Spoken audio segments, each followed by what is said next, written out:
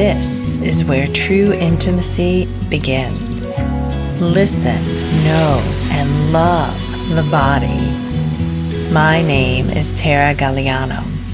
This is Rediscovering My Body. Who do you think you are? Who do you think you are? Who do you dare think that you are? Do you do what is expected? Do you do what you should from your mothers, from your ancestral lineage, from your generational lineage, from the tradition of women, from the tradition of Latin America, from the rules that society has built that are based on gender and class and expectations and dogma? Who do you think you are? In this world of too muchness and not enoughness, I wanted to talk about who do you think you are? Because oftentimes that's an unconscious subtext of how we show up in the world. And so I wanted to share with you today a personal story of my world and where I came from. So I am adopted. And what I know about my family of origin, of my family of my birth, is that they are Colombian. And that my maternal grandmother was a strong woman.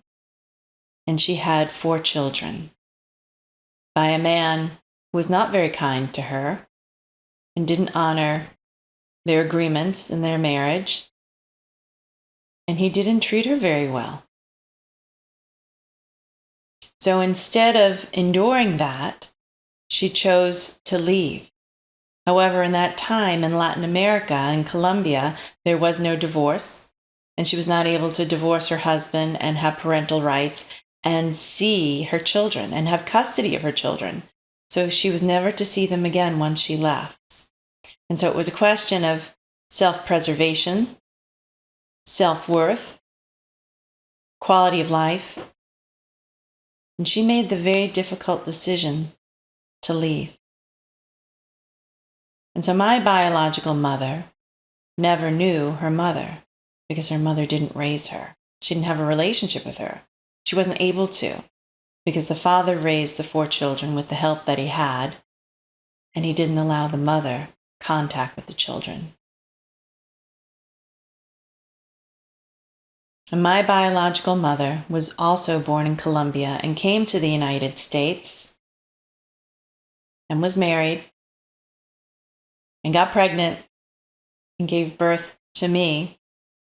However, because of the nature of her relationship with her husband, she wasn't able to keep me, and she decided to give me up for adoption. So I was not mothered by my biological mother. And when I was pregnant with my own daughter, who I fiercely wanted, I wanted exclusively a daughter from my first pregnancy, I knew how important it was to mother my daughter. And when she was born, I did that.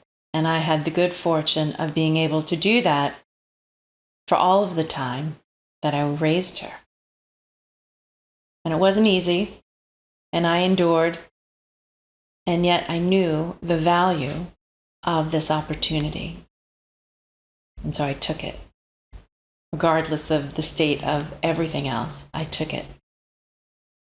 And what I notice is that when we live in this should and expectations of what other people have of us and how we show up, if it's not in alignment with who we are, it causes restriction. And oftentimes that restriction is actually in the pelvic bowl is what I see.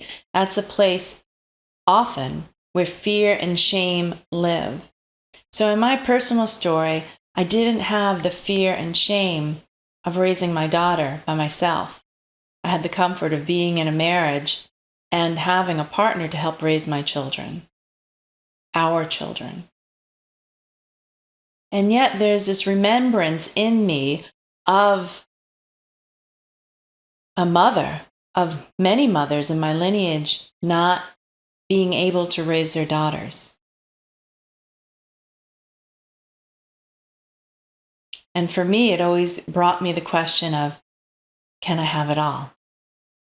Because who do I think that I am that I can have it all? That I can raise my daughter and do what it is that I want to do, not what is expected of me, not what I should do, not what others think that I should do, but to really show up and do what I want to do because I wanted to raise my daughter.